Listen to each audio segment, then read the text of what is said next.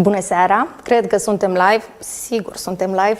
Bun găsit la live-ul nostru din această seară. Vorbim despre vitamina C și despre beneficiile ei asupra organismului. Asta la modul general. În particular, vedem care e noua generație de vitamina C și aflăm despre beneficiile tehnologiei lipozomale. Ați văzut că mi-am și aruncat ochii aici în fișele mele, pentru că e foarte nouă treaba și e clar nevoie de informare pe zona asta. Eu sunt Ruxandra Luca. Sunt mamă de 3, cum îmi place mie să zic în general, și cu mine vă întâlniți și online, dar și la televizor, dacă vă uitați pe Antena 1.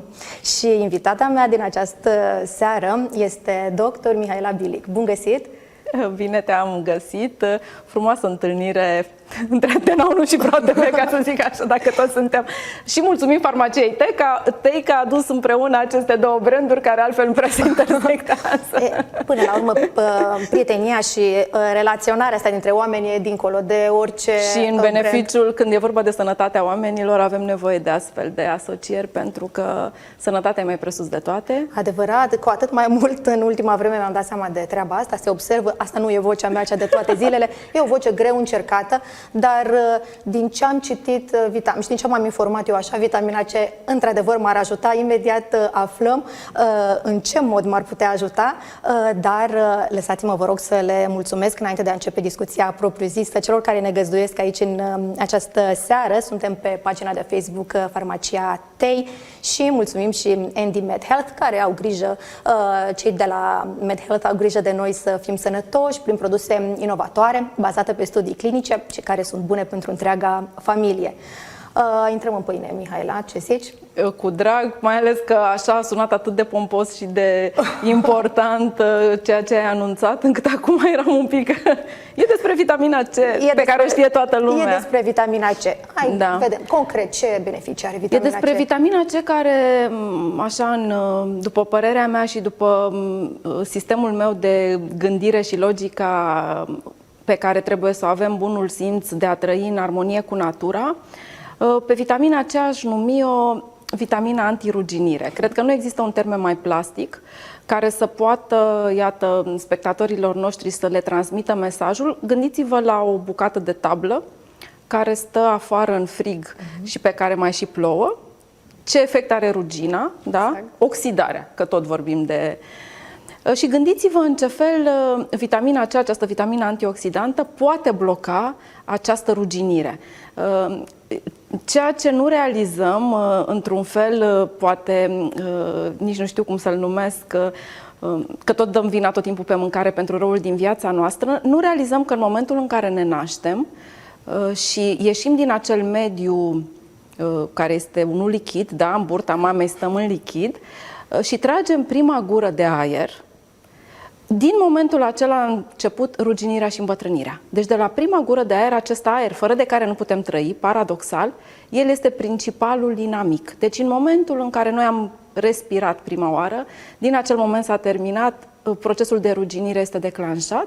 Bineînțeles, de la caz la caz, în funcție de moștenirea genetică, în funcție de condițiile de mediu, în funcție de mulți factori, această ruginire poate fi accelerată sau încetinită. Dar ea este inevitabil, dragii mei, că se întâmplă. Nu ne putem opri îmbătrânirii și oxidării.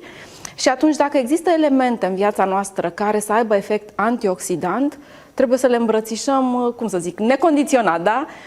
Iar vitamina C, de ce spun că este atât de importantă și specială și că nu avem nevoie de argumente ca să o iubim?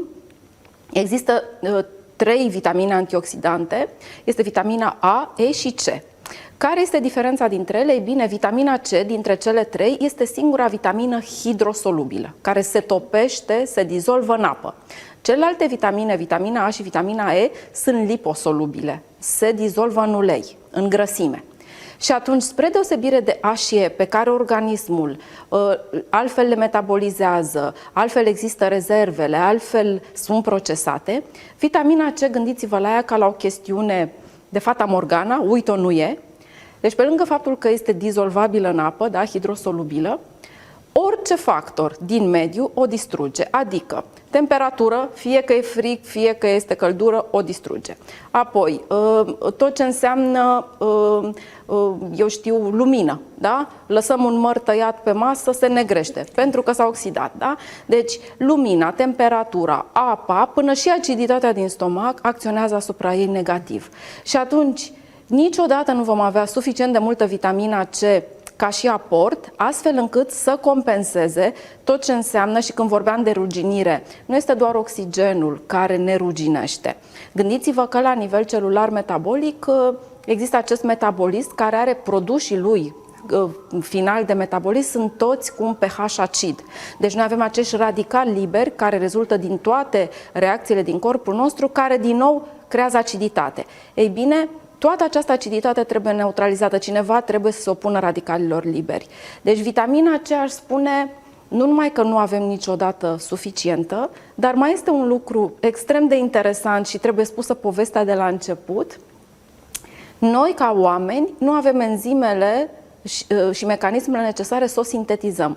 E o chestiune foarte interesantă. Acum 40 de milioane de ani, natura, universul a hotărât că probabil eram într-o eră în care existau vegetale, da, existau fructe, legume, ce-or fi existând atunci, cu ce ne hrăneam noi, și au considerat natura că nu mai avem nevoie de acest mecanism. Ceea ce este interesant este că restul animalelor și-au menținut capacitatea de a sintetiza vitamina C. Deci, animalele pot, din glucoza din ficat, să facă vitamina C. Oamenii nu. Oamenii nu.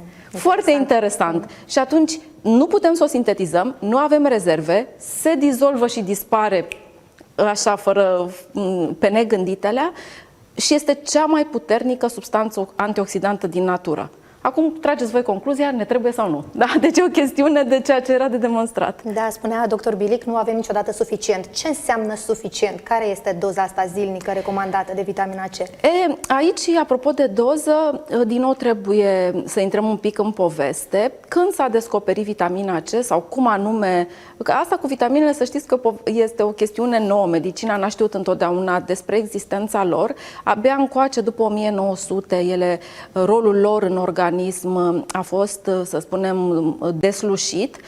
Gândiți-vă că vitaminele și mineralele sunt ceva ce numim oligoelemente, adică substanțe care sunt necesare în doze atât de mici, încât nu mai intră în partea de nutrienți. Noi când spunem nutrienți și vorbim aici de grăsimi, de proteine, de glucide, de carbohidrați, ne referim în termeni de grame, ca și aport.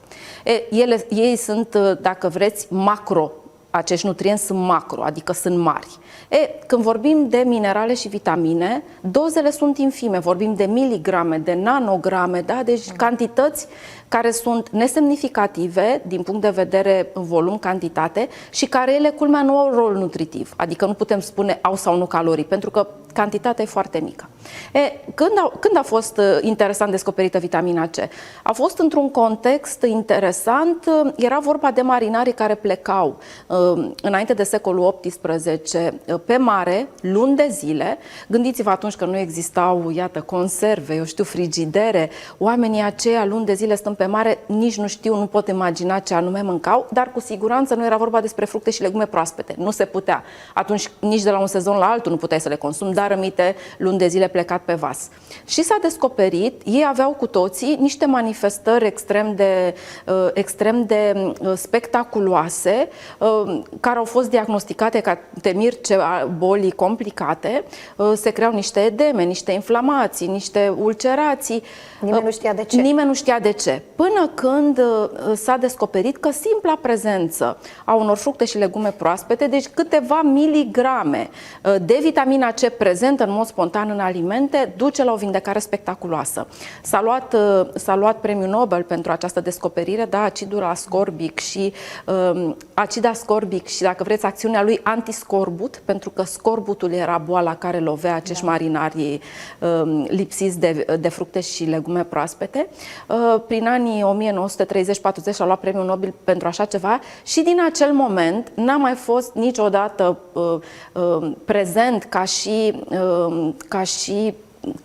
nu știu, boală, carență, în societatea actuală nu putem vorbi despre o lipsă de vitamina C pentru că ne trebuie foarte puțină. Dacă ar fi să ne raportăm la recomandările nutriționiștilor, avem nevoie de 100-110 mg pe zi. Ce înseamnă asta, 110 mg? Haideți să vă dau un exemplu. Toată lumea știe când spui în ce se găsește vitamina C, că tot am pus aici alături de noi citricele. Toată lumea spune, iată, în citrice, așa în fructe, da? În primul rând te gândești la fructe. O să aflăm în emisiunea de astăzi, în transmisia noastră, că paradoxal legumele sunt cele mai bogate în vitamina C, nu fructele, dar primul gând ne zboară la fructe și atunci 100 de grame de fructe proaspete, să zicem, iată, dacă spunem portocale, ar avea undeva, eu știu, 75 până în 80 de miligrame. Deci noi avem 110 nevoie pe zi. Ce trebuie însă să ținem cont, apropo de această doză recomandată zilnic? Este vorba de doza, aș spune, optimă pentru o funcționare de bază a organismului. Okay. Pentru că tot vorbim de factori de mediu. Când crește oxidarea, când crește stresul, când crește riscul de boală? În momentul în care organismul nostru nu trăiește în cele mai prietenoase condiții. Și atunci, ce poate fi neprietenos pentru corpul nostru? Și veți vedea că suntem doar în factori de risc. Odată poate veni din mediul înconjurător tot ce înseamnă toxine, agenți din aceștia care sunt agresivi pentru organism. Atenție, dragii mei, fumatul și alcoolul sunt și ei factori toxici, da? Alcoolul este un element toxic pe orice celulă din corp. În momentul în care prezent în organism, are nevoie să fie neutralizat. Apoi, vorbim de poluare. Vorbim ulterior de stresul ca atare. Iar mai ales la poluare, acolo nici măcar nu avem, exact, nici măcar nu avem, exact, și nici măcar nu percepem. Apoi mai vin factori stresanți din punct de vedere al funcționării organismului. Tot ce înseamnă kilograme în plus, da? Deci obezitatea, diabetul, colesterolul crescut, tot hipertensiunea, toate aceste boli care vin cu inflamație la pachet, automat creează un mediu care este oxidativ puternic. Și atunci, în acest context, mai vin schimbările de anotimp. Mai vin perioade în care suntem mai obosiți, mai surmenați. Deci toată această imunitate scăzută din nou presupune nevoi și mai mari de antioxidanți și de vitamina C. Bine, și sunt lucruri care stau în puterea noastră, pot să-mi controlez greutatea, să spunem, dar schimbările de anotimp vin inevitabil. Sunt lucruri pe care le putem, altele pe care nu le putem controla. Și mai trebuie înțeles că pe lângă acest rol antioxidant, vitamina C mai are foarte multe roluri importante în organism, pe care, din nou, nu trebuie să le pierdem din vedere, pentru că e atât de complexă participarea ei la sănătatea noastră, încât de asta zic, mai bine să prisosească decât să ne ajungă. Că tot este... simt nevoie așa să le spun pe toate, tot e hidrosolubilă, deci o să vedeți până la sfârșit, dacă stați alături de noi, că nu avem niciun risc dacă luăm prea multă. Problema este să nu fie prea puțină și nu prea puțină să atingă doza aceea zilnică de 110 mg, ci avem nevoie de doze mai mari ca să neutralizăm oxidarea și răul din viața noastră. Spuneam de vitamina C că mai are și alte roluri. Are rol esențial în ceea ce se, aș spune, ține de structura noastră în sinteza colagenului. Ce este colagenul? O proteină din organism care intră, dragele mele, că aici trebuie să mă adresez fetelor, în structura pielii. Da? Deci când e vorba de colagen, avem nevoie de o piele frumoasă. Direct la fața mea m-am gândit. Am și vizualizat colagenul. Iată. Și nevoia mea am simțit-o. De vitamina C, nu? Da. Deci vitamina C este direct legată de sinteza colagenului și colagenul înseamnă piele, înseamnă articulații, înseamnă structura fiecărei membrane celulare, deci înseamnă oase. Deci peste tot colagenul înseamnă keratina firului de păr, deci el este, orice înseamnă celulă din corpul nostru are nevoie de colagen. Apoi vitamina C mai intră în buna funcționare a hematiilor, acele globule roșii din sânge care transportă fierul. Și atunci, în momentul în care vitamina C este insuficientă, avem risc de anemie și cu această și absorția fierului și transportul lui țin de o cantitate suficientă de vitamina C.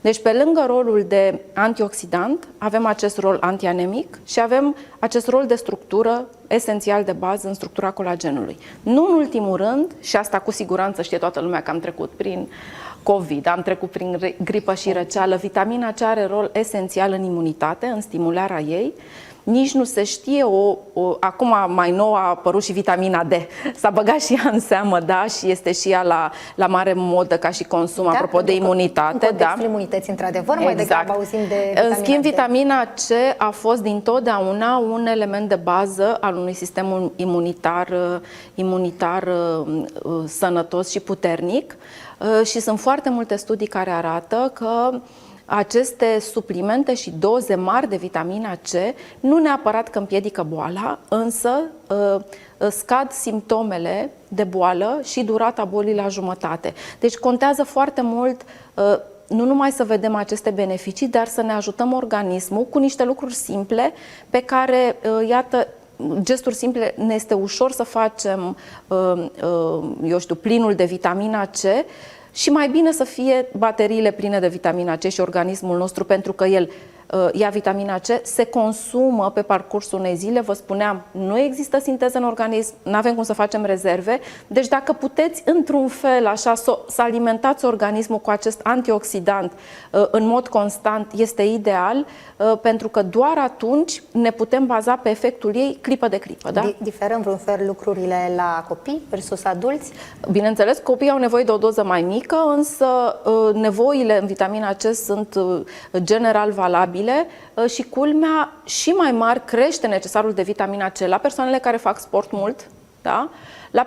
La femeile gravide, la cele care alăptează. Deci tot ce înseamnă solicitarea organismului din punct de vedere fizic necesită doze și mai mari de vitamina C. Eu sunt mamă care alăptează de aproape 2 ani. Cred că nu ți-ai luat vitamina C suficientă. Cu siguranță nu mi-am luat doza. Iată că acum am descoperit și cauza. Aici e de văzut. Și oricum noi părinții suntem exemplul lor, deci practic un consum crescut la nivelul întregii familii până la urmă nu poate decât să ne aducă beneficii. Și aici este important să subliniem, bineînțeles că alimentația este principala sursă de vitamina C, însă spuneam despre ea că este foarte fragilă și ușor de distrus.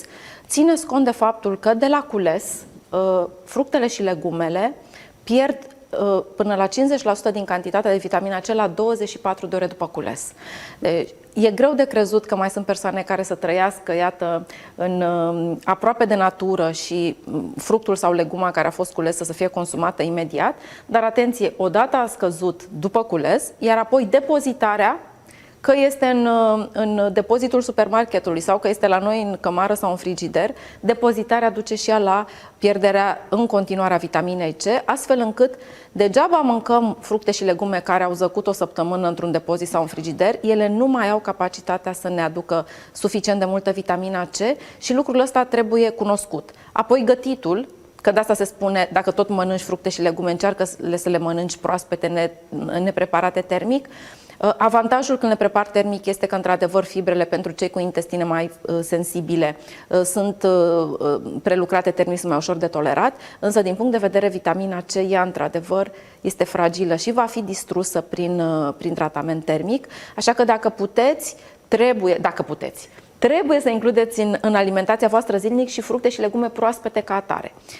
Iar la capitolul cantitate, deja în momentul în care vorbim de folosirea vitaminei C ca antioxidant pentru creșterea imunității și prevenție, atunci nu mai vorbim de 100-110 mg pe zi, ci vorbim deja de doze care să înceapă de la 500 de mg și probabil să ajungă cel mai frecvent dozele folosite sunt între 500 mg și 1 gram. Deci, abia atunci, să zic, efectul ei începe să fie sensibil de prevenție și de neutralizarea oxidării. Am tot vorbit despre beneficii, despre lucruri bune, contraindicații.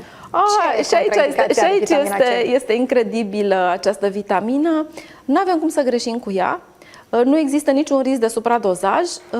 Fiind hidrosolubilă, deci dizolvându-se în apă, organismul în momentul în care primește prea multă vitamina C o elimină prin urină. Deci nu avem niciun risc, spre deosebire de vitaminele liposolubile, atenție, că și vitamina D și vitamina A nu sunt recomandate decât în cure care sunt prescrise ca durată și ca doză de către un medic, pentru că există riscul să facem supradozaj și atunci să se acumuleze în organism sau să creeze probleme. La vitamina C nu avem astfel de riscuri și din acest motiv trebuie nu doar încurajat, să spun, aportul de vitamina C, dar trebuie să fim liniștiți că, așa cum spuneam mai devreme, la câtă oxidare suntem expuși și supuși, niciodată nu o să fie prea multă. E adevărat la persoanele sensibile și asta trebuie menționat. Nu există contraindicații decât dacă persoana respectivă fie a suferit, eu știu, chirurgie la nivel intestinal, fie dacă are hemocromatoză, că spuneam că... N-am spus, dar uite ce bine că mi-am adus aminte, vorbeam de colagen. Vitamina C intervine și în coagulare și în cicatrizare. Da. Și atunci, în momentul în care avem probleme de cicatrizare a pielii, din nou, vitamina C trebuie să fie prezentă pentru că ea asigură o bună refacere a pielii. Și la persoanele care au insuficiență renală, nu trebuie doze mari de vitamina C. De ce? Spuneam, se elimină prin rinichi, cantitățile care sunt prea mari, excesul se elimină prin rinichi și atunci, la doze foarte mari, între 2 și 5 mg pe zi grame, între 2 și 5 grame pe zi pe perioade mari, nu trebuie să consumăm doze atât de mari dacă avem probleme de, eu știu, predispoziție de calcul renal, pentru că ea se elimină prin rinichi. Altfel, în afară de aceste situații particulare și de aceste mega doze, le-aș numi, dacă nimeni nu ia 5 grame de vitamina C pe zi, exact, a la lung, altfel la tot ce înseamnă doze uzuale, și aici la capitolul suplimente, dozele cele mai frecvente, culmea, sunt sub 1 gram, da? Majoritatea producătorilor au doze sub 1 gram, poate maximum 1 gram, nu am întâlnit până acum doze mai mari de 1 gram, tocmai pentru că ne adresăm unui consum sau unei suplimentări optime și în contextul acesta nu avem ce riscuri să se întâmple. Cred că ar fi foarte util pentru cei care ne urmăresc și pentru mine să vedem concret în ce alimente găsim vitamina C. Pentru că te gândești în primul rând la citrice, la nu? portocale. Categoric. Deci, dragii mei, aici este surpriza emisiunii, să spun așa. Nu știu câți dintre voi știați, și dacă am face un chestionar așa cu întrebări nesugerate și am pune pe spectatorii noștri să-și dea cu părerea care este, culmea, nu fructul, vă dau și un indiciu, leguma care să fie cea mai bogată în vitamina C, sunt sigură că, nu știu, m-aș bucura să fie câștigător, dar cred că nu v-ați gândit niciodată cine să fie campion la capitolul conținut în vitamina C. Ei bine, pătrunjelul. Mamă, eu mă gândeam, nu știu ce, la brocoli, probabil nici nu Stai, are. că vine și brocoli, cam pe locul 5. Deci pătrunjelul, dragii mei, dar pătrunjelul, dacă ar fi un lucru să-l învățăm noi românii, ar trebui să învățăm de la bucătăria libaneză să mâncăm pătrunjel cu castronul cu snopul. Da? Deci nu pătrunjelul ăla pe care îl punem de decor peste o ciorbă, ci pătrunjel mâncat așa, nici nu știu, ca o căpriță, da? Mănânci toată legătura. Acea salată de pătrunjel din bucătăria libaneză care se numește tabule și care e foarte bună, care este senzațională, gândiți-vă, așa vă dau, să spun un mic, din casă, un mic secret, gândiți-vă că am văzut în spitalele din sudul Franței toți pacienții care erau în recuperare după o intervenție chirurgicală și care aveau nevoie de ce ai nevoie după ce ai fost anesteziat. Tot intestinul tău e ușor leneș, trebuie să-și reia tranzitul. Ai nevoie de vitamina C, ai nevoie de fibre și atunci în meniul acestor pacienți post-operator era inclus această salată de pătrunjel în fiecare zi. Deci se consumau tone de pătrunjel și ce e interesant, noi ca români, nu numai că suntem într-o țară cu climat temperat care permite, iată, îl avem tot timpul anului. Costă legătura nimica toată. Exact. Deci trebuie tocat, da, trebuie tocat bine, pus cu zeamă de lămâie, cu un pic de roșii tocate, cu un pic de ceapă, ulei și oțet și mâncați, învățați-vă să vă placă salata de pătrunjel, pentru că nu e altul ca el. Adică gândiți-vă, conține 170 de miligrame de vitamina C, acolo unde portocala are între 50 și 60. Iar portocala vine cu fructoză, care se duce în ficat, se transformă în alcool, se face grăsime pe burtă, toate fructele au fructoză, pe când pătrunjelul are și vitamina C, are și fier, care împreună, culmea, cu vitamina C și cu zeama de lămâie, de o mai punem noi, se absorbe perfect. Adică aveți fier, vitamina C și fibre într-o legumă, ca să o numesc așa, într-o iarbă aromatică care costă 1 leu, 30 de bani, nu știu, cât vreți voi. Mâncați pătrunjel cu snopul. Notăm, după pătrunjel avem multă vitamina C, cum bine ai spus, și în brocoli, dar avem în varză și un alt, în topul nostru, deci avem pătrunjelul pe primul loc, varza pe locul 2, Pe locul 3 în top vreau să vă laud, indiferent de culoare, ardeiul gras. Deci haideți să învățăm să mâncăm ardei gras, că e portocaliu, că e roșu sau e verde, nu contează culoarea, important este că are chiar 120 de miligrame, iată, pătrunjelul 170, ăsta 120, deci este foarte bogat, de 2 sau de 3 ori mai bogat ardeiul gras decât portocala. Și din nou menționez, nu are fructoză, da? Deci niciun risc că am mâncat un ardei gras enorm sau îl ronțăim ca și gustare. Deci decât să faceți o gustare din fructe pe sistemul, să avem vitamina C mai bine din legume. Da? Nu deci are fructoză și nu se pune pe burtă, nu se pune asta pe burtă. cred că vizualizăm, mai ales noi, femeile imediat ne activăm. Deci întotdeauna când vorbim despre fructe, atenție, există acolo riscul de grăsime care se depune pe abdomen. În schimb, la capitolul legume nu avem niciun fel de risc. Ardeiul gras, de ce culoare vreți voi, introduceți-l în meniu și, bineînțeles, brocoli, și el este foarte bogat în vitamina C. Orice legumă, spanacul, orice se simte după gust că este un pic acrișor. Deci nu aveți cum să greșiți cu legumele. La capitolul fructe însă, nu portocala este campioana, ci kiwi. Kiwi. Ca să știți, kiwi are cea mai multă vitamina C din categoria fructe, undeva aproape de 195 de miligrame pe 100 de grame de produs. Da? Și atunci kiwi este interesant și pentru digestie, semințoarele lui mai au și efect afrodisiac, merită încercat. Nu întotdeauna îl nimerim să fie și zemos, și gustos, și proaspăt, că tot vă spuneam, toate aceste... La portocale există avantajul că are o coajă groasă și atunci contactul vitaminei C, iată, cu aerul, cu temperatura este mic, deci portocala ține mai bine vitamina C în pulpa ei decât o frunză cum este spanacul sau pătrunjelul, care dacă a fost mult timp ținută în depozite își pierde din calități. Deci pătrunjel proaspăt, bine hidratat, el să vă fie baza. Bun, mâncăm alimente bogate în vitamina C. În primul rând, legume, fructe cu măsură. Fructe cu măsură, am reținut, categoric. Care sunt și aici cap de listă. E suficient dacă facem lucrurile astea și ne ținem de ele zilnic? Categoric, nu, cum spuneam mai devreme, nu cred să mai fie descris acum, în secolul 21, vreun caz de scorbut. Nu mă gândesc unde ar trebui să trăiască omul respectiv să nu aibă săptămâni la rând acces la niciun produs proaspăt.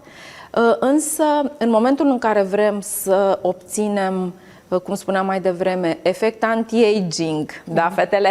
Deci, degeaba dăm cu cremă dacă nu avem vitamina C antioxidantă, da? Efect anti-aging, efect de stimulare a imunității și efect de tot ce de antioxidare, anti-aging și stimularea imunității, atunci trebuie să ne asigurăm doze mult mai mari de vitamina C decât cele 110 mg necesare zilnic. Deci orice perioadă din viața voastră în care simțiți că aveți fie factori toxici fie factori stresanți, fie factori de mediu care sunt negativi, băgați vitamina C în ecuație, pentru că n-aveți cum să greșiți cu ea.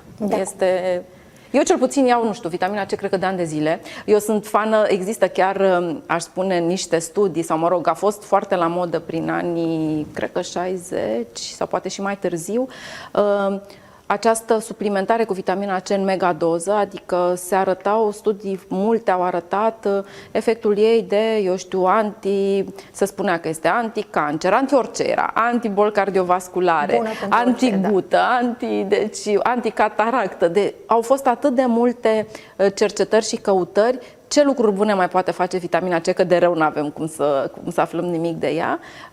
E adevărat că în cel mai rău caz nu se demonstrează o relație directă, dar eu merg pe principiu că oricum nu are cum să strice. Se punea problema la un moment dat chiar să fie inclusă ca suplimentare obligatorie pentru prevenirea bolilor, că dacă tot scade riscul, iată, există un studiu care arată că între jumătate de gram și 1 gram de vitamina C luată timp de 10 ani scade cu un sfert riscul de boli cardiovasculare. Lucrul ăsta ar fi năucitor pentru populație, ca să descoperim că putem fi protejați atât de bine, dar în același timp năucitor și pentru industria farma, că hai să fim serioși, că dacă suntem prea sănătoși, cum se mai vând medicamentele, da? Și atunci ideea aceasta de a fi introdusă obligativitatea suplimentării cu vitamina C a fost, bineînțeles, un eșec, însă în continuare, nu știu, știu, dacă ești atent și citești printre rânduri, eu cred că poți ca și individ, apropo de deciziile personale, să hotărăști ce mai bine pentru tine.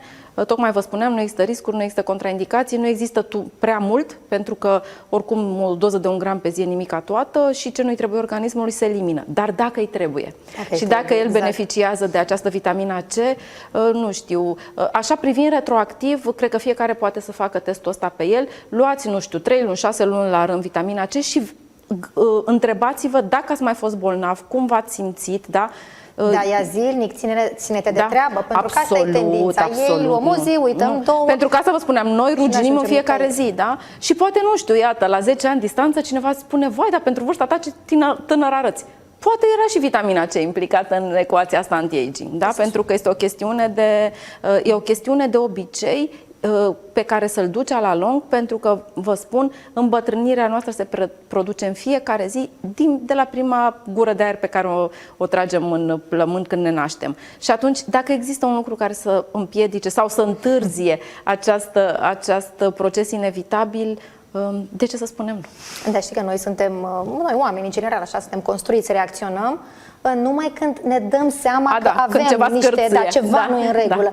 Da. Care să fie așa semnele astea care să ne dea de gândit că poate avem o carență de vitamina C, poate n-ar strica să facem niște schimbări? Ce să spun? Deja în momentul în care avem semne, lucrurile sunt depășite, oricum nu strică niciodată și oricum veți regăsi vitamina C, să spun așa, prescrisă și recomandată în orice combinație, în orice simptom de boală. Este clar că, nu știu, oboseală, răcelii mai dese, eu știu, o cicatrizare mai proastă a pielii, poate o stare din aceasta de lipsă de energie, de moleșeală, toate lucrurile astea pot fi îmbunătățite în momentul în care introducem vitamina C. Cred că inclusiv eficiența noastră la capitolul cu redeslăbire și sport, la fel poate crește adică un strop de... regăsim, adică în ceea ce ai enumerat, practic toți ne regăsim. Absolut, da. Iar schimbările de sezon, prin definiție, sunt solicitante și cresc riscul de răcel și de gripă. Deci toate aceste perioade, dacă ne gândim, inclusiv, iată, antioxidant înseamnă inclusiv acțiunea razelor ultraviolete, da? Când mergem la mare și când ne expunem pielea, și acolo se produce oxidare, da? Temperatura aceea crescută, tot efect oxidant are și atunci vitamina C și găsește loc și contracarează aceste acțiuni nocive în fiecare zi. Iată, suntem în trafic cu toții, da? Ce anume poluanți există și care este calitatea vieții în București și în general în marile orașe, o știm cu toții, da? Dacă am trăi, bineînțeles, în ritm cu natura, la marginea pădurii și am culege pruna și mărul din pom și l-am mânca instantaneu, poate că n-ar fi nevoie de discuția asta. Dar nici n-am fi expuși la atât de mulți factori de stres și la atât de mulți produși toxici cum suntem noi. Acum. Da. Sunt foarte multe suplimente pe bază de vitamina C disponibile. Intri într-o farmacie, ce doriți, nu știi ce să alegi. Cum facem să ușurăm decizia asta sau spre ce să ne îndreptăm? Păi aici ce să spun, cred că fiecare dintre noi trebuie mai întâi să fie informat. Într-adevăr, și la capitolul alimentar și la capitolul suplimente, oferta este copleșitoare. Ești mai degrabă pierdut, da? Avem și din punct psihologic, din punct de vedere psihologic, această construcție ușor, să zic, bizară. Noi, ca oameni, putem să decidem atâta vreme cât produsele, sau mă rog, sortimentația nu este foarte variată. Exact. De la un număr de, nu știu, 20 de produse în sus, nu mai ai niciun fel de criteriu și ești blocat. Deci în loc să fie un beneficiu, mai degrabă ești speriat și blocat, te simți pierdut și atunci trebuie să ceri sfatul specialistului. Deci pentru că fie informația îți lipsește, fie dacă nu, produsele sunt similare și atunci cum să știi dacă asta e mai bună, asta e mai puțin bună? Și este teama clar. Dacă am ales greșit. Exact. Și atunci, automat, fără să zic, e nevoie de sfatul unui specialist și eu pățesc asta când intru într-o farmacie, când văd, iată, 10 tipuri de vitamina C, dincolo de preferințele mele, nu știu, eu o folosesc câteodată efervescentă pentru că îmi place să-mi fac ca un fel de limonadă cu respectiva tabletă de vitamina C. Dacă câteodată este mai bine să o alegi, eu știu, cu eliberare prelungită ca să-ți acopere mai multe ore din zi, pentru că altfel trebuie să fii tu atent să iei, nu știu, 250 de miligrame de 4 ori pe zi. Și obositori și suntem comozi. Unele provoacă aciditate, este clar că este mai bine să le luăm la masă, că sunt mai ușor de tolerat. Dar este o chestiune și de preferință, inclusiv la capitolul, nu știu, forma produsului. Sunt unele pastile care sunt ca niște gelule moi și acele au o membrană care este gastrorezistentă și este mai eficientă, să spun, eliberarea. Sunt altele care, în schimb, sunt mari și greu de înghițit și care sunt neplăcute tocmai din acest motiv. Deci aici este o chestiune de, Doamne ajută că avem de unde să alegem, însă la capitolul informație sau la capitolul punctual, cum anume se eliberează, se absoarbe, pentru că mai este o problemă, dragii mei. Una este ce scrie ca și, nu știu să spun, substanța activă pe respectivul produs și alta este cât anume organismul poate să proceseze, să absoarbă și să fie eficient. Deci la capitolul ăsta de adevăratele trebuie să cerem părerea unui specialist și atunci când mergem la farmacie, fie să știm dinainte, fie dacă nu, să fim îndrumați, că nu avem cum să cunoaștem noi toate aceste mecanisme. Ca să intrăm mai profund așa în discuția asta, mai invităm pe cineva alături de noi. Chiar te rog! Nu suntem singuri, nu suntem singure, o avem și pe Cristina Stanciu alături de noi. Bun găsit, Cristina! Bună seara! Cristina este purtător de cuvânt al brandului Novosi și ne va spune, știți că vă aminteam la început despre tehnologia asta lipozomală și îmi pare ceva foarte complicat, dar apelez la Cristina să ne lămurească și poate să ne liniștească. E într-adevăr așa pompoasă treaba cum sună? Mă bucur că am ocazia să vă povestesc. Eu chiar nu știu ce înseamnă vitamina C lipozomală, deci te rog eu frumos, adică chiar nu știu să dau răspuns la asta. Mulțumesc în primul rând pentru această oportunitate de a vă povesti astă seară despre beneficiile tehnologiei lipozomale. Vă tot ascultam în conversație și am auzit și eu, am aflat atâtea informații interesante. Sună un pic high-tech așa. Este chiar, da. Așa, tehnologia. Și oricum eu când au cu lipo, mi se pare că e ceva cu grăsime. Și eu mă gândesc la asta, exact. Să ne fie frică, să ne placă. Haideți să vedem. Deși sună un pic high-tech, de fapt nu este așa. Tehnologia lipozomală, această fabuloasă tehnologie lipozomală, este de fapt o inovație științifică recentă, prin care este susținut transportul substanțelor active importante către organe specifice. Această tehnologie utilizează lipozomii. Lipozomii sunt responsabili pentru acel efect de eliberare prelungită, despre care ați și amintit, doamna doctor, mai devreme, și la fel au rolul de a asigura absorpția maximă, eficientă a substanței active, în speță vitamina C. E valabil doar, lipozomul ăsta transportă doar vitamina C sau poate să transporte și alte, adică se aplică această tehnologie și altor substanțe sau doar pentru vitamina C e valabil? Tehnologia se utilizează și este valabilă, stă la baza mai multor formule și produse, suplimente, în cazul mai multor vitamine. Noi astăzi seară vorbim despre vitamina C.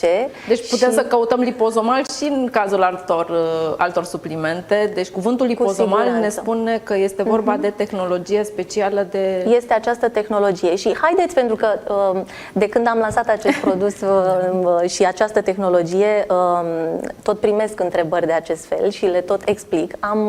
Avem un filmuleț, un scurt video pe care vă invit să-l urmărim. Hai să înțelegem mai ușor. Deci, cred că și noi ca medici nu avem de unde să știm, nu? Adică e o chestiune care ține de farmacologie, adică nu e o chestiune, e ceva nou, modern, care este recent, este o tehnologie recentă. Vă invit să urmărim acest scurt video și să înțelegem mai bine cum funcționează mecanismul. Haideți să vedem clipul și revenim imediat.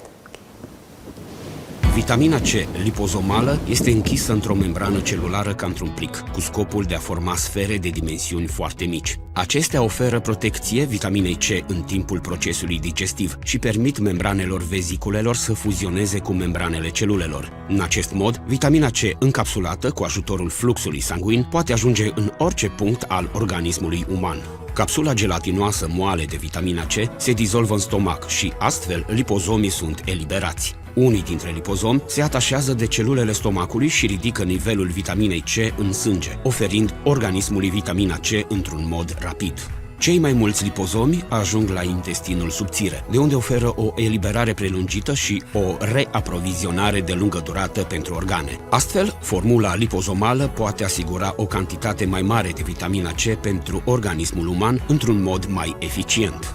Spre deosebire de acest mecanism, moleculele de vitamina C ale formulelor convenționale încearcă să intre în fluxul sanguin printr-un număr finit de canale de sodiu, caracterizate printr-o permeabilitate limitată. În cazul în care sistemul canalelor de sodiu este supraîncărcat cu vitamina C, capacitatea de absorbție este epuizată și o parte a aportului de vitamina C este eliminată fără nicio absorbție, utilizare utilă. NovoC plus vitamina C lipozomală pentru sprijinul adecvat al sistemului imunitar. Acesta este un supliment alimentar. Citiți cu atenție informațiile de pe prospect și ambalaj. Eu auzisem de Novosi, mărturisesc, citisem online, nu știam foarte multe detalii, mă bucur că e Cristina alături de noi și poate să ni le ofere, așa că am să te rog, Cristina, să ne spui un pic care ar fi beneficiile acestui produs, Novosi Plus.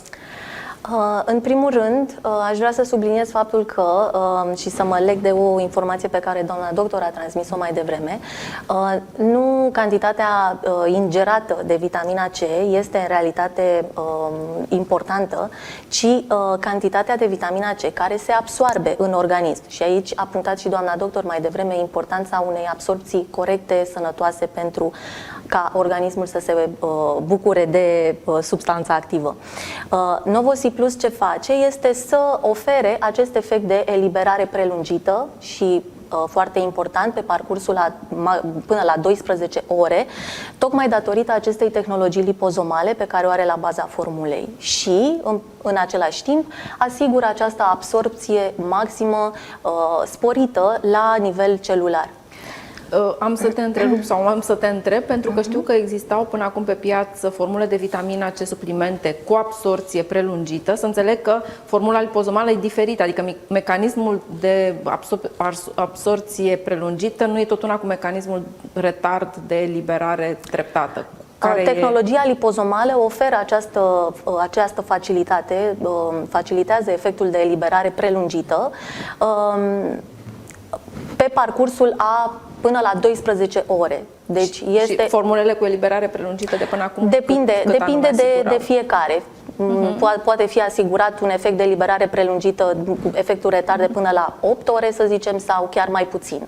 În cazul Novosi Plus, diferența este făcută tocmai de acest termen mai lung, prin care lipozomii, așa cum am auzit și mai devreme cum funcționează în video, asigură absorpția sănătoasă și maximă a vitaminei C la nivel celular.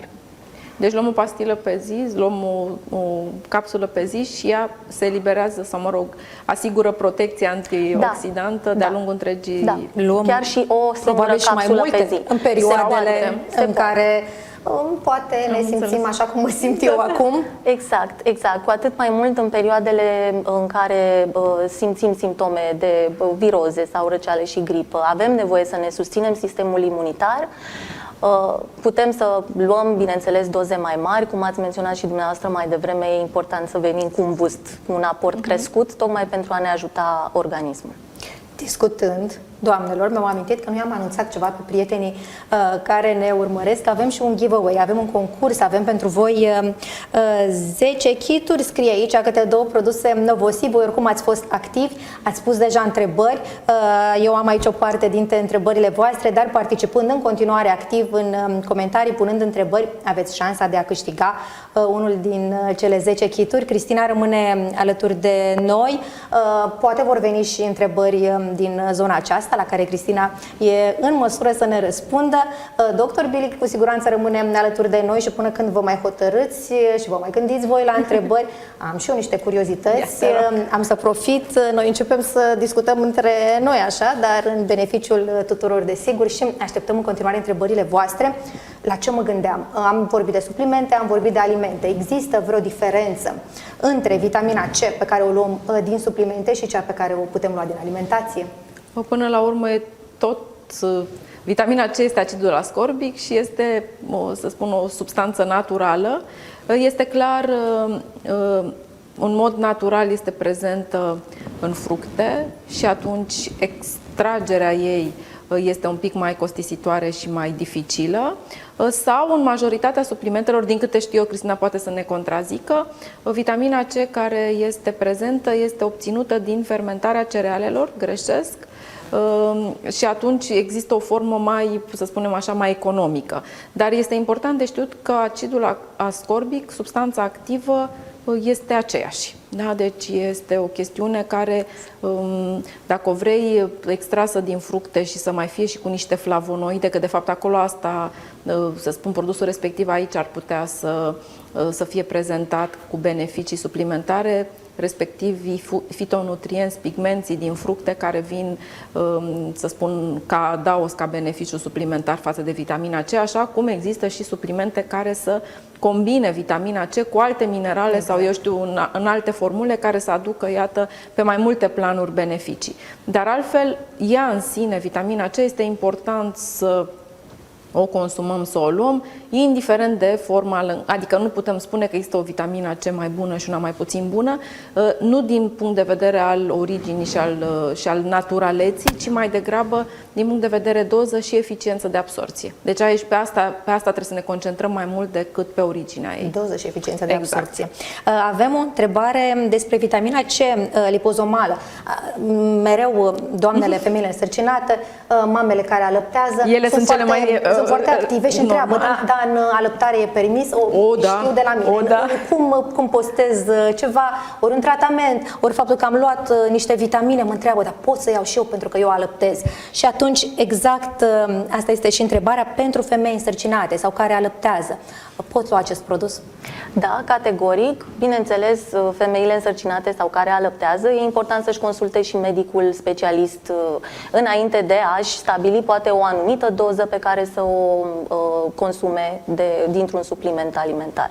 Dar cu siguranță vitamina C este de ajutor în sarcină și în alăptare. Chiar spuneam, nevoile sunt crescute în perioada asta. Sarcina, alăptarea și sportul intens duc la nevoi crescute. Fumătorii, la fel, trebuie să-și dubleze cantitatea de vitamina C, au nevoie de acest tampon care să neutralizeze toxinele din fumat. Deci tot ce înseamnă factori de risc, de stres și toxici cer cantități mari de vitamina C. Cineva întreabă dacă ar fi benefică administrată cu magneziu. Din nou, magneziu este un mineral care, iată, ca și supliment, împreună, separat, important e să fie și magneziu și vitamina C n-au ce rău să facă. Sau cu ce alte vitamine este recomandat să combinăm, să luăm vitamina C? Nu știu dacă ea are un beneficiu din asocierea cu alte vitamine. Atenție mare, cum spuneam la începutul discuției noastre, tot ce înseamnă vitamine liposolubile, A, D și E, intră pe un alt tip de recomandări, pentru că acolo pot apărea depozitarea, sau mă rog, excesul se poate duce în grăsime, se pot face supradozaje. Care sunt vitaminele hidrosolubile? Pe lângă vitamina C sunt vitaminele din grupul B.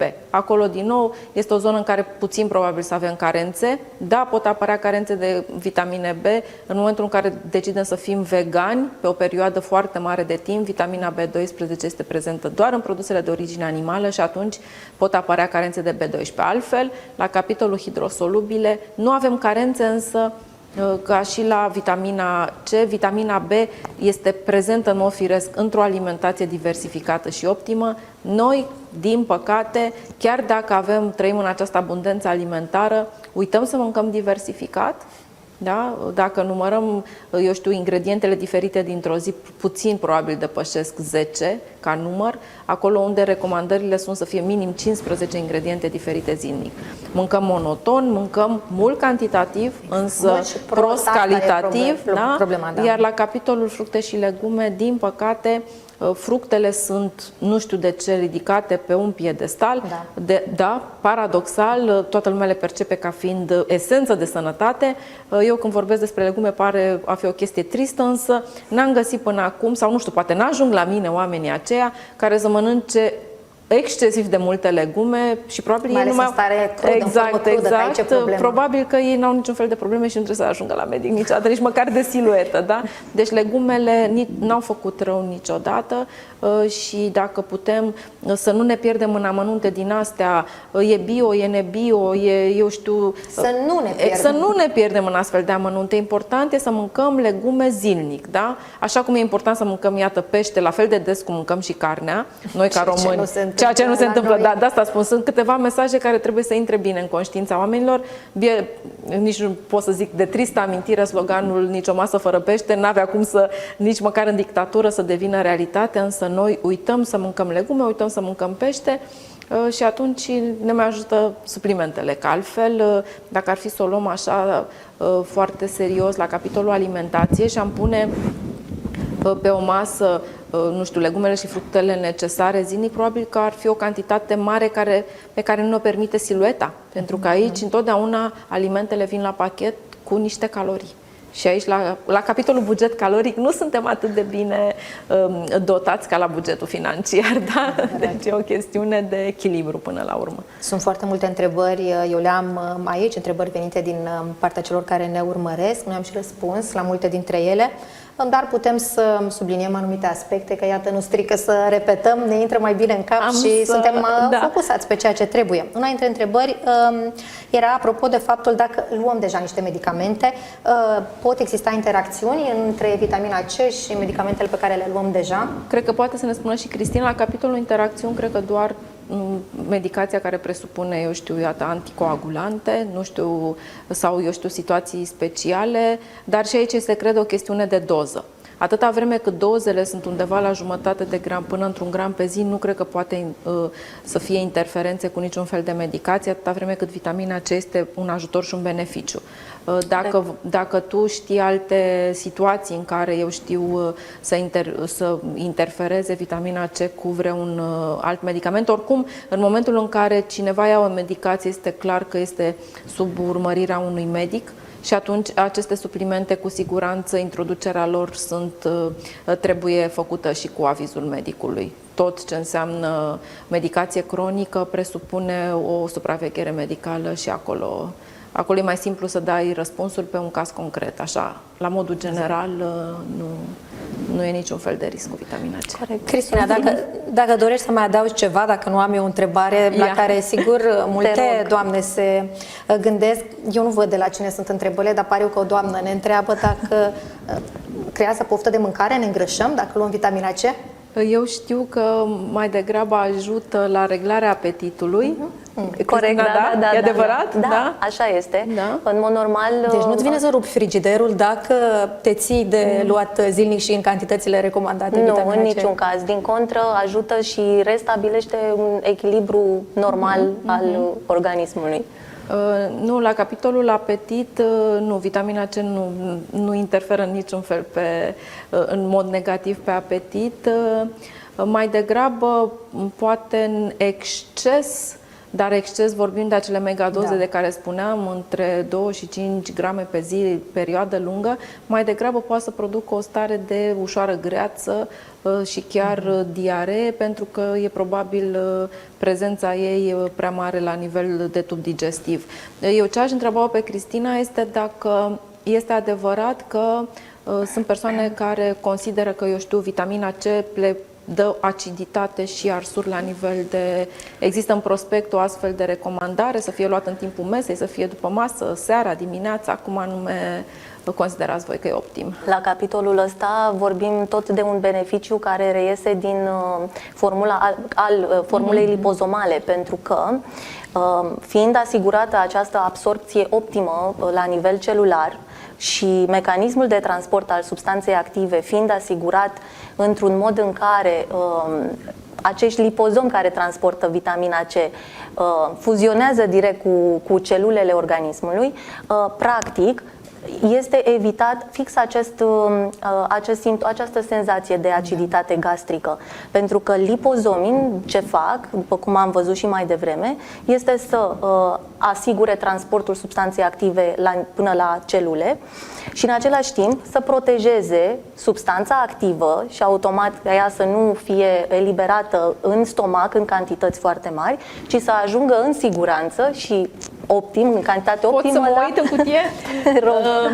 Sper că nu stric un cadou, că tot avem, vorbeam. produsul în fața ochilor. Iată, el arată așa, da, deci este ușor de înghițit. Există aici o membrană care să fie gastrorezistentă într-un fel? E ceva din învelișul pe care îl are? Învelișul ajută de asemenea, dar formula lipozomală în sine și lipozomii pe care îi conține... Nu doar învelișul, ci și absorpția ei este una care să fie făcută... Ok, deci să înțeleg că nu contează dacă o iei la masă, înainte de masă, după masă? Este recomandat să se ia în timpul mesei, la micul dejun, două tablete. În prima parte a zilei, asta citeam și eu, mi-am aruncat ochii pe prospect și în prima parte a zilei există spuneam, acest mit și eu știu că este mit. Acum, dacă voi știți altfel să-mi spuneți, că starea de, nu știu să zic, energie și trezire pe care ți-o dă vitamina C te împiedică să adori și că ar fi bine să nu o iei spre seară. Eu, din ce știu ca studii medicale, efectul este exact invers ca și la apetit, mai degrabă reglează tulburările de somn, însă nu știu care sunt observațiile voastre, care sunt recomandările voastre. Din informațiile pe care le avem și noi și din studiile efectuate, într-adevăr, nu are cum să nu produce același efect de energie intensă pe care cineva să-l simtă seara dacă ia o vitamina C înspre seară. Deci nu e o tragedie dacă luăm seara, pentru că mie mi se întâmplă și sigur multora li se întâmplă, mi-amintesc seara, nu mi-am luat azi doza, nu mai iau, că dacă nu dorm, că asta e teama. Exact. Nevoia noastră de somn este atât de mare încât orice ar implica un mic risc de a nu mai dormi, evităm, preferăm să nu luăm. Deci nu e o tragedie dacă ne amintim și luăm seara. Nu, categoric nu, dar este important să fim și foarte atenți la ce ne transmite corpul și organismul nostru, pentru că nu există o rețetă general valabilă și ceea ce se potrivește în cazul tău, Ruxandra, nu se potrivește în cazul meu sau în cazul doamnei doctor sau oricui altcuiva. Deci fiecare trebuie să-și găsească ritmul și să se observe fără să existe o contraindicație. Eu asta aș recomanda. Avem și întrebări nișate. Spre exemplu, în ceea ce privește bolile autoimune, întreabă cineva dacă ajută să luăm vitamina C. Nu știm, dar oricum nu strică. Deci nu există contraindicație. Bolile autoimune sunt niște boli atât de speciale încât cu siguranță nu știm dacă ajută, dar cu siguranță nu strică. Întrebarea dacă este recomandată administrarea vitaminei C zilnic, am răspuns de multe ori. Da, dragii mei, sau cel puțin eu așa consider. Fiecare este liber să... Dacă ne gândim la schimbările de sezon, la, iată, toți factorii din jurul nostru, nu prea avem perioade în care să fim atât de relaxați, de odihniți, de protejați, încât să zicem, uite, lunile astea chiar n-am nevoie de vitamina C, că viața mea e roz pe toate planurile. Puțin probabil. Da, viața roz e doar pe Instagram. De multe ori, din păcate. Așa pare, ai văzut de multe ori. Cineva spune că citise despre vitamina C, că ar fi bună pentru plămâni. Este adevărat? Ea face multe lucruri bune în organism, cu siguranță și la capitolul ăsta e un beneficiu. Toate organele și sistemele beneficiază pe urma prezenței. Da. Am discutat vitamina C masticabil, am discutat că există diverse variante. Deci există nenumărate forme, fiecare este liber. Iată, având informațiile, eu asta consider, informația îți dă puterea. În momentul în care tu, ca și consumator, banii sunt la tine și decizia e la tine și vrei să ai grijă de sănătatea și de corpul tău, trebuie să decizi ce ți se potrivește. Nu suntem doi oameni la fel și atunci nu avem acest gen de atitudine, asta e bună, asta nu e bună. Important este să ne ajutăm de prezența vitaminei C sub formă de suplimente, de la cine pe care o alegem, cum anume hotărâm că e eficient pentru noi, este liber oricine să decide pentru el. E poate o chestiune de preferință, de asta e frumos că trebuie să ne găsim produsul cu care să ne simțim bine. Da, așa cum spuneai, poate cea efervescentă, de exemplu, copiii Fiecare, o preferă fiecare în general, poate să sau aibă. o limonadă, așa, un suc. Exact, fiecare e liber să aleagă forma optimă pentru el. Important este însă să ne ajutăm de vitamina C. Corpul nostru chiar beneficiază în mod concret de pe urma acestor suplimente și nu e nimic rău să pui suplimentele. Eu nu sunt o fană de suplimente. Vorbeam mai devreme și cu voi înainte să începem transmisia.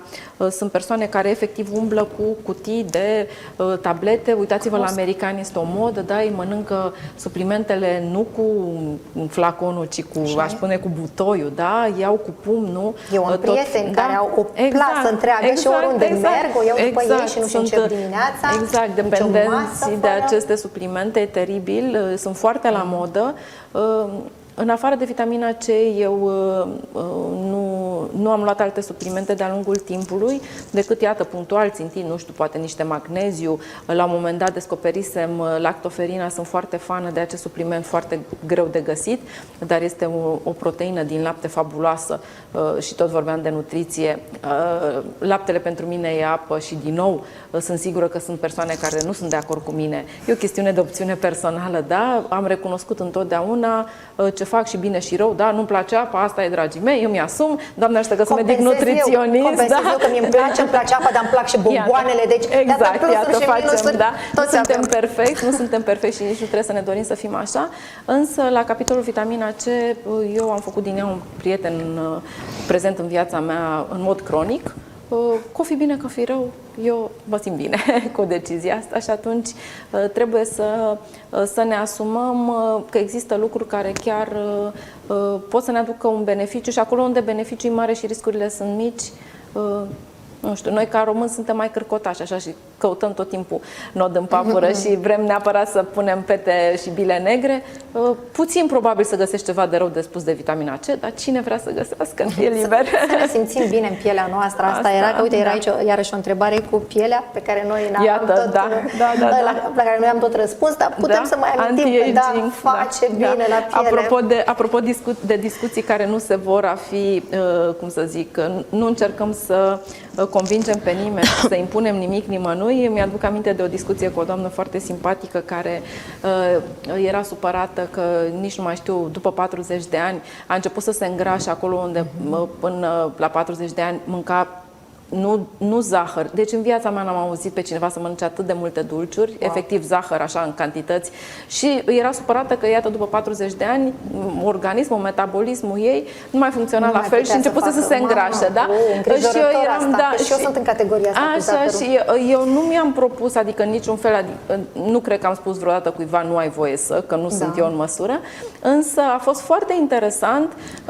Doamna respectivă, apropo de vârstă, începuse să aibă, iată, și mici apariții de semne la nivelul pielii, eu știu, riduri și lucruri din astea, și am întrebat-o efectiv inocent, ok, n-am o problemă că, nu știu, vreți în continuare să fiți prietenă cu zahărul, apropo de siluetă, puteți să vă asumați, dar știți că este cel mai mare agent de îmbătrânire.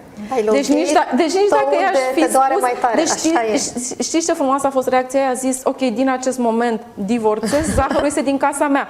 Deci eu mă uitam la ea că s-a ridicat în picioare, așa, cum să spun, știind ce are de făcut, așa că v-aș spune, fetelor, ok, zahărul îmbătrânește, vitamina C, antioxidante și anti-aging. Acum faceți voi ce vreți cu viața voastră, luați decizia care vă convine, dar trebuie să știți lucrurile astea. Zahărul îmbătrânește, vitamina C întinerește. Liber joc. Doamnelor, vă vine să credeți sau nu, suntem de aproximativ de mai bine de o oră în direct. Bine, noi știam că vom avea foarte multe de discutat pe tema asta. Problema era să nu ne întindem mai mult decât e cazul. Sper că n-am făcut-o și sper că ați fost alături de noi până acum și că am răspuns, așa am încercat să răspundem principalelor întrebări. Noi le-am luat treptat. Am început să răspundem din start și apoi și celor pe care le-am primit de la voi. Dacă invitatele mele de astăzi simt să mai adauge ceva. Haideți să avem câte o concluzie ca să putem încheia, să le amintim celor de acasă că pot câștiga și niște kituri de la Novosi. Am participat activ cu întrebări în comentarii. Dr. Bilihun, o concluzie, așa ceva pe care noi oricum am tras-o și mai devreme, hai să o mai spunem o dată, să le rămână oamenilor în minte. Ce să vă spun? Tot suntem într-o perioadă în care vrem să ținem cu sănătatea, cu corpul nostru. Sunt niște lucruri pe care trebuie să le luăm ca atare, apropo de bunul simț și a trăi în ritmul naturii.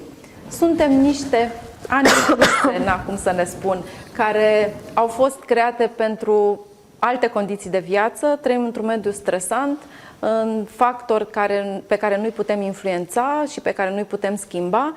Cert este că vitamina C, trebuie să știți, este cea mai puternică substanță antioxidantă din natură. Iar noi, aceste animăluțe neadaptate, nu mai avem capacitatea nici să o sintetizăm, nici să ne facem rezerve. Așa că ține doar de voi să vă ajutați corpul ca să facă față cât mai ușor și mai bine și oxidării, și stresului, și îmbătrânirii, și bolii. Ăsta este un element. Sunt cu siguranță și altele, dar când un lucru ne aduce beneficii și are riscuri mici, eu zic că merită să-l încercați. Cristina, mulțumim mult! Cristina, ultima strigare. Ce am putea să mai transmitem? În lumina a ceea ce a spus doamna doctor mai devreme, eu aș spune să alegem formula lipozomală de vitamina C și Novosi Plus, pentru că aduce beneficii importante pentru sănătate. Mulțumesc mult, Mihaela Bilic, pentru prezență și pentru informațiile utile. Mulțumesc de asemenea Cristina Stanciu și vouă pentru că ați fost alături de noi și sperăm tare că tot ceea ce am discutat azi aici a fost pe sufletul și pe nevoia voastră. Seară plăcută! La revedere! La revedere!